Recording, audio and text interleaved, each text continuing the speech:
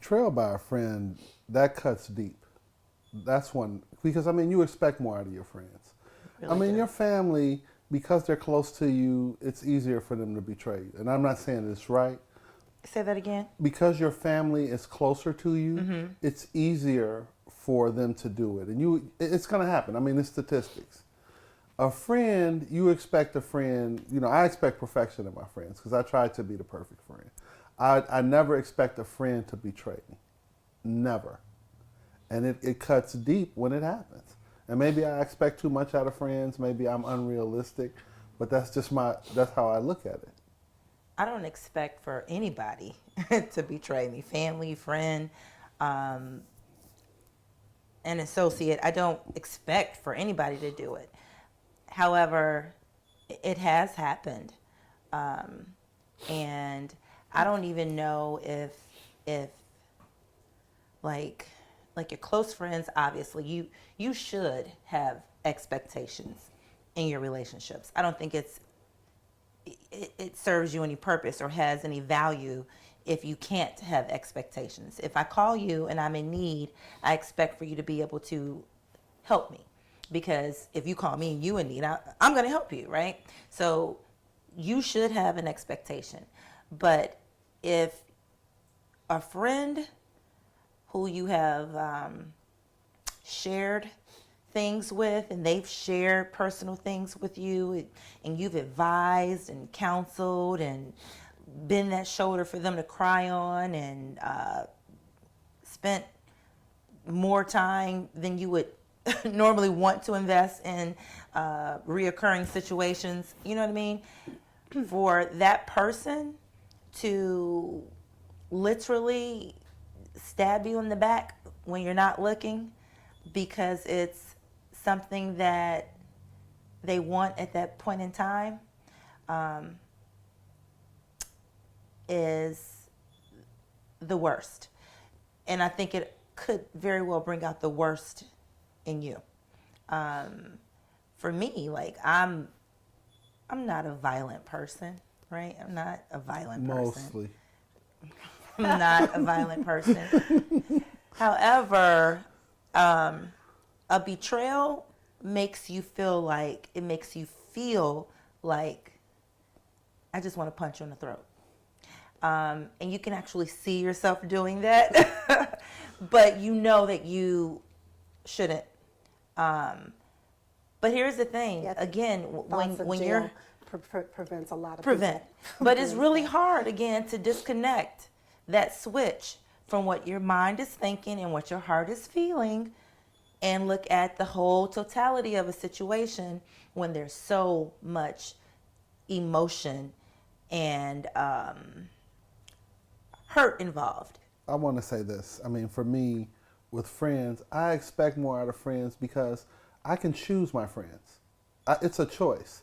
So it's not only insulting in what you did, but it also reinforces that I made a bad decision in choosing you. My family is going to be my family no matter what. And I mean, at some point, my family, I understand who they are for the most part. They don't do a lot of stuff to surprise me. It surprises me in the case of a friend because I think that I know you. And then for you to betray me, it's one thing for you to disagree. Okay, I get it. But for you to betray me, for you to put your own interest in front of mine and do something in furtherance of hurting me to get what you want, Yeah. that cuts hard with a friend. I have a lot of expectations when it comes to friends. Yeah. And I would do anything for a friend. I don't expect anything from a friend that I wouldn't readily give to a friend. So when you betray me as a friend, we're done. And I'm the most forgiving, I give you, a 15th chance person that you'll ever find on this earth. Yeah. But as a friend, when you betray me, we're done. We can shut it down, son. I'm good. I I feel like there's no coming back from it either. It really isn't. It isn't. I've been betrayed twice by two different people. And I'm cordial to them, but I'll never forget it. Nor should you.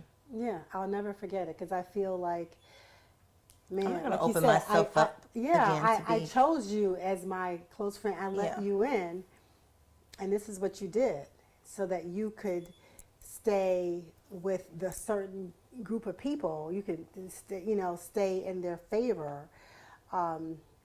And you know how I am with my friends. I love hard, period. I don't know how to love a little. If I love you, I love you. If I love you, I've cooked for you. You know what I mean? If I love you, I'm going to show you. You don't have to look for my love. It's all around you. It's all around. When that is like stumped on, and probably shame on me, you know what I mean, for even allowing myself to be that vulnerable. But I always tell myself I cannot allow for other people's bad behavior to alter the person that I am. That's right. That is who I am. I am a giver. I am a nurturer. It makes me feel good to make you feel good. You know, it makes me feel good. And on the say other that- hand, it's really good. I like when people reveal themselves to me. Yeah. Because now I know. And as you age, your circle gets smaller and It does. smaller. And not by death either. No, not by death. Just But yeah. death of relationships that you thought you had. Yep. So, and I can honestly say that I am happy that at 56, even at my age now, I don't have anybody that's around me that's not For you. for me. You know, and I used to, but they revealed themselves to me, and now I see, and I'm cordial to them. So I believe in categorizing people correctly: friends, exes, acquaintances, co-workers. Everybody is not a friend. Yeah. People have titles, and it's for a reason. And I know I have little expectations of acquaintances. I have little expectations of exes. You have to categorize people correctly. And so when I meet people, they're not automatically a friend. You know? And that's important. It's a grieving process though, for me at least. Yeah, like absolutely. I feel when you like thought somebody was a friend? they're like deaths Yeah, almost. You know what I yeah. mean? Because these weren't just like friends, these were like friends, sisters. You know what I mean? Like Absolutely. you could have bought me for a wooden nickel. There is never a day that I would have said we wouldn't be friends. Yeah. You know what I mean? Same. There's Yeah. never a day that I would have said, oh, this person would betray you. This person would hurt you. This person would purposely do something to cause you pain. In probably one of the most vulnerable, darkest, saddest times of your life. Never would I have thought that. But it happened. You know what I mean? And, you know, you have to be able to move forward, but be better for it.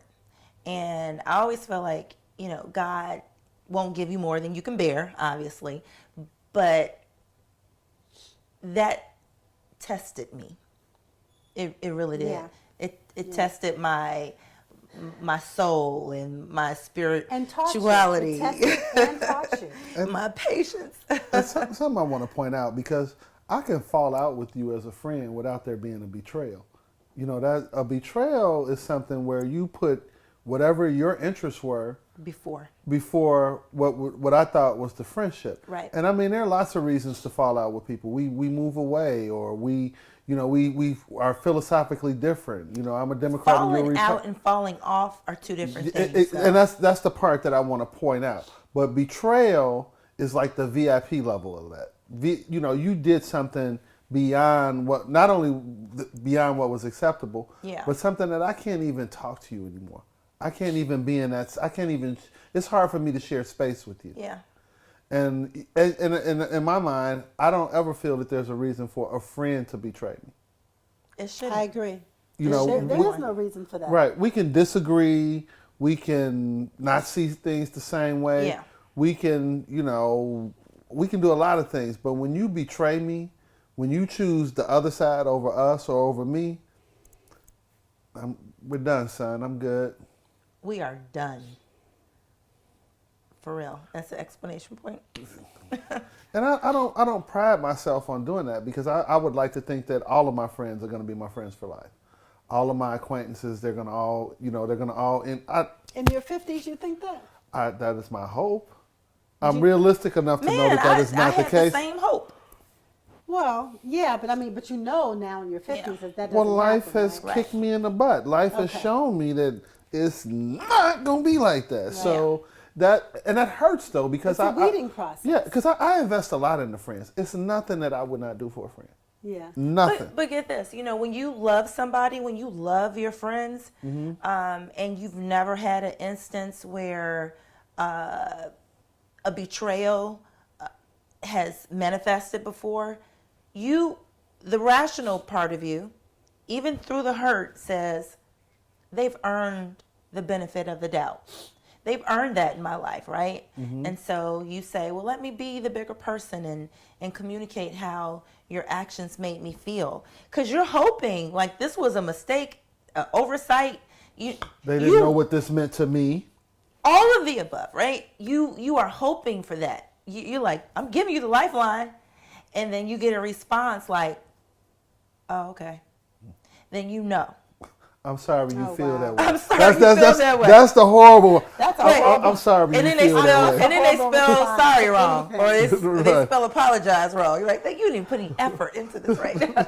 But yeah, it just goes to show you that everything isn't what you thought it was going to be, That's right. and everything that was good, won't always be good. And people, it's hard for people to be who they say they are, or more importantly, who they present themselves as. So we make assumptions and judgments, and we assume that people are who they are. And we have a limited sample size. So we might meet a person, and a year later, we're fast friends with that person. But we don't know the real ins and outs, and we make a value judgment like, this is my friend. Right.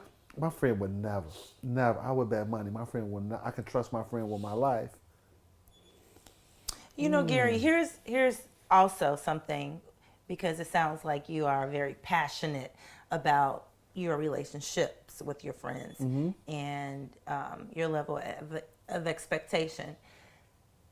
When you are that close, you aren't just that close with the friend, you're close with all his family members or her family members and the neighbors because you literally have spent so much time together that you have fostered these relationships that now have become a casualty of war. You know what I mean? With the demise of this friendship, now all these other friendships have gone away because it's too hard to try and say, I'm not their friend anymore, but I still want to be your friend. You know what I mean? I know that's your kid and your brother or your sister. No, it doesn't really work that way. You have to remove yourself. You're part of the larger friends group. So as part of the larger friends group, we used to travel together. We used to do these things. Yeah. We would spend Christmases at each other's house. So now, Kim, let's make Kim the middle person. She's the one who always does Christmas. You and I are beefing. So now who does Kim invite? Who does Kim invite? Yeah. Right. And it's, there's a logical reason. I already told this person, right. That whatever. But it creates strife outside of our disagreement.